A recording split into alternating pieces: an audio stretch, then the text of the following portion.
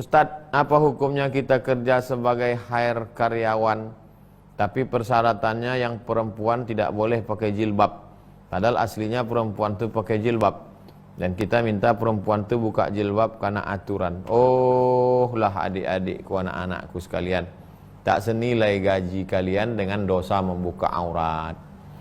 Maka carilah pekerjaan, mungkin gajinya lebih sedikit tapi terjaga kehormatan. Tak bisa duit gaji itu untuk menutup neraka jahanam. Tak bisa duit gaji tunjangan itu untuk menutup liang lahat azab kubur. Oleh sebab itu takutlah kepada Allah. Masalah rezeki dijamin Allah. Falyabudu rabb hadzal bait. Banyak-banyak kau beribadah kepada Allah. At'amahum bin ju'. Kalau kau lapar, perutmu dikenyangkan Allah. Wa amanahum min khauf. Kalau kau takut, maka takutmu dihilangkan Allah dari dalam hatimu. Jangan main-main tentang masalah menutup aurat. Kan cuman di tempat kerja aja, nanti pulang kan pakai jilbab lagi. Jangan. La tattabi'u khutuwatis syaitan. Jangan kau ikut langkah-langkah setan. Saya tidak melihat kalian sebagai jamaah. Saya menganggap kalian adalah keponakan saya. Keponakan saya perempuan. Bagaimana kalau perempuan, keponakan saya, disuruh orang membuka jilbab hanya untuk cari makan? La haula wala quwata illa billah.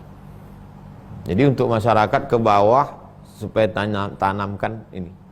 Dan untuk yang ke atas, wahai Bapak anggota dewan, kalian kan dipilih oleh rakyat. Tolonglah perjuangkan ini.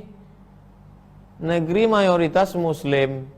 Bisa pula perusahaan memaksa anak gadis umat Islam menyuruh membuka. Surat izinnya dari mana? Dari kepala dinas. Kepala dinas dipilih, kepala daerah dipilih oleh umat Islam mayoritas. Tiba-tiba ketika dia duduk menyetujui perusahaan yang menyuruh buka. Kita tidak paksa orang non muslim pakai jilbab. Yang non muslim silakan, tapi yang muslimah dia punya kewajiban. Tolonglah Pak Bupati, Gubernur, Wali Kota, Pak Camat, Pak Kades, Pak Kadus, Pak RT, Pak RW, takutlah sama Allah.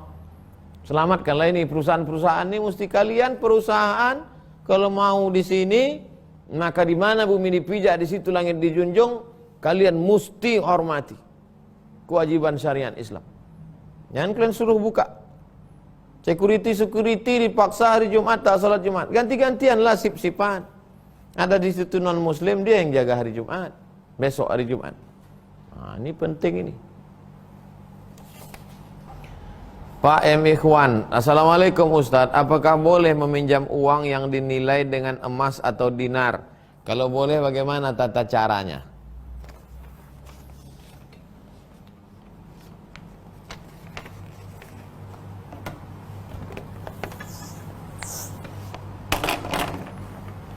Bapak minjam uang tahun 2000,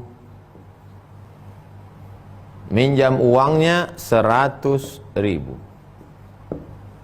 dibayar tahun 2020, berarti 20 tahun yang lalu.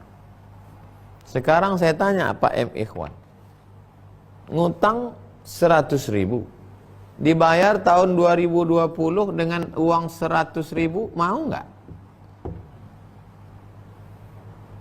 Kalau saya nggak mau saya.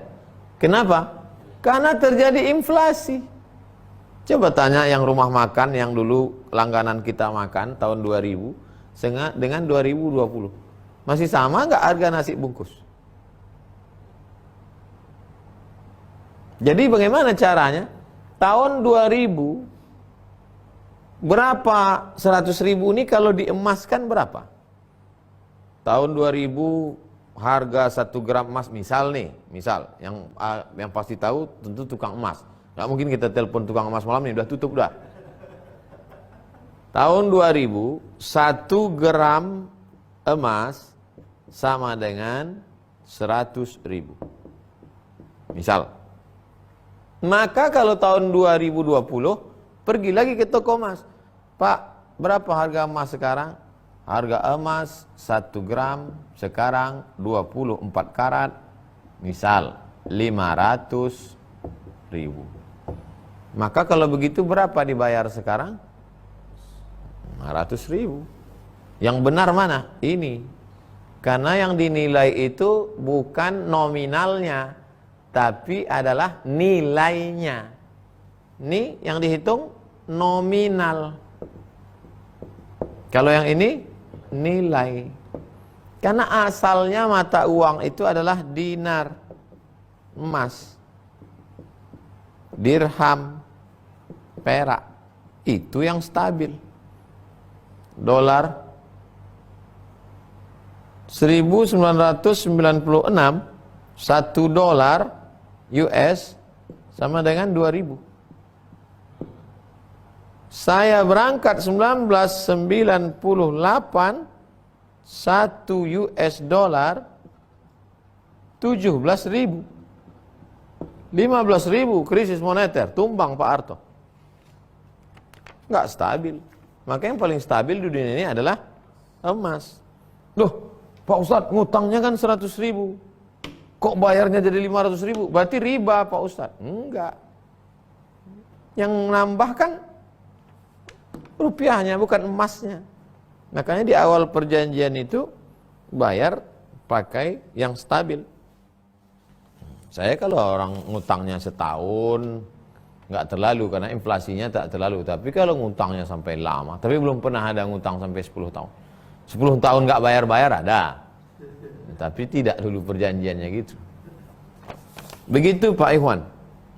Pak Salman Al-Farisi, Ustadz, apakah anak yang tidak beribadah sudah balik, dosanya tetap mengalir ke orang tua, walau orang tuanya sudah menyuruhnya berkali-kali?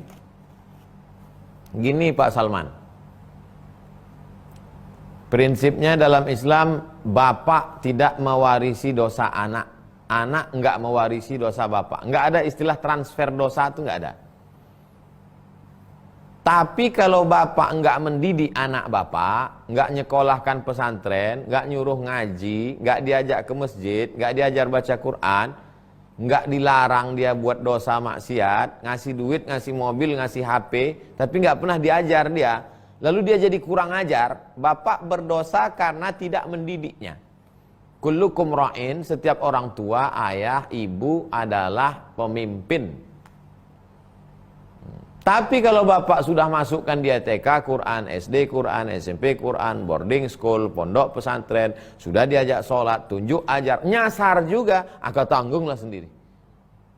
Jelas itu.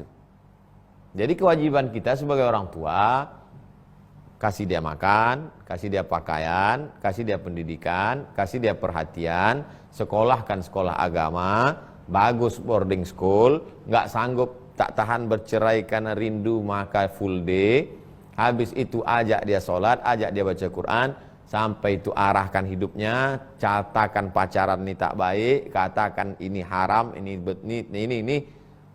doa malam-malam, jaga hatinya ini ya Allah, supaya jangan sampai dia pakai sabu, supaya jangan. Tadi sore saya baca di Instagram, seorang bapak menyewa pembunuh bayaran karena anaknya tak berhenti main game online di Cina. Saking kan stresnya bapak. Bayangkan, nauzubillah. Terakhir, Ibu Siti Faridah, Ustadz, jika seorang muslim naik kendaraan, tak sengaja nabrak orang pikun hingga meninggal, apakah dikisos akibat pembunuhan tak sengaja? Bisakah bertaubat? Orang yang membunuh tak sengaja, setelah diteliti-teliti, maka dia membayar diat, Ibu. Diatnya berapa? Diatnya 1.000 dinar. 1.000 dinar. Berapa tuh Pak Ustadz? 1 dinar 4,25 gram emas, sama dengan lebih kurang 3 juta kali 1.000 sama dengan 3 M. Mana sanggup kami Pak Ustadz?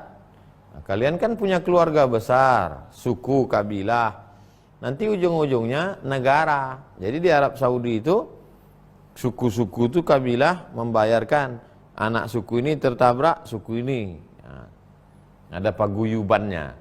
Kalau nggak sanggup lapor ke sultan, raja. Negara hadir dalam menyelesaikan masalah konflik masyarakat. Bukan konflik masyarakat dibiarkan. Itulah guna fungsi negara. negara adalah kesepakatan sekelompok orang untuk hidup sejahtera. Kalau tak bisa negara mensejahterakan orang, untuk apa ada negara? Oleh sebab itu maka negara melihat, diajukan ke parlemen, diajukan ke negara, sultan melihat, oh ini kalau tak dibayar nanti bersimbah darah nih. Anak-anak lomba nembak burung, terus tengoknya kepala burung, rupanya kena kepala orang, mati. Adapun dia salah itu tersalah karena tak sengaja, maka dia bertaubat. Innallaha la yaghfiru ayyushraka bihi. Allah tidak mengampunkan dosa syirik. Wa yaghfiru ma duna dzalika liman yasha.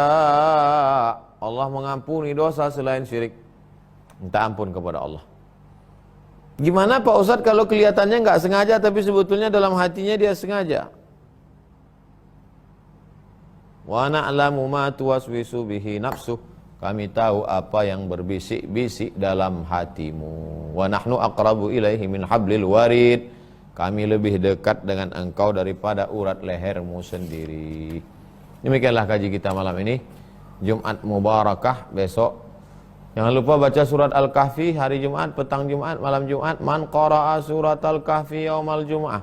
Siapa yang baca surat Al-Kahfi hari Jumat, petang Jumat, siang Jumat, adha'a lahu min nur, diterangi Allah dengan cahaya ma bainal jumu'ataini, sampai Jumat berikutnya. Baca Yasin bagus. Man qara'a Yasin fi lailatin. Siapa yang baca Yasin pada suatu malam, asbaha maghfuran lah, waktu subuhnya dia sudah diampuni Allah. Semoga berkah Sayyidul Ayyam memberikan kita pencerahan dan meningkatkan amal soleh. Subhanakallahumma wa bihamdika asyhadu an la ilaha illa anta astaghfiruka wa atubu ilaik. Wa sallallahu ala sayyidina Muhammad wa ala alihi wasallam. Walhamdulillahirabbil alamin. Wassalamualaikum warahmatullahi wabarakatuh.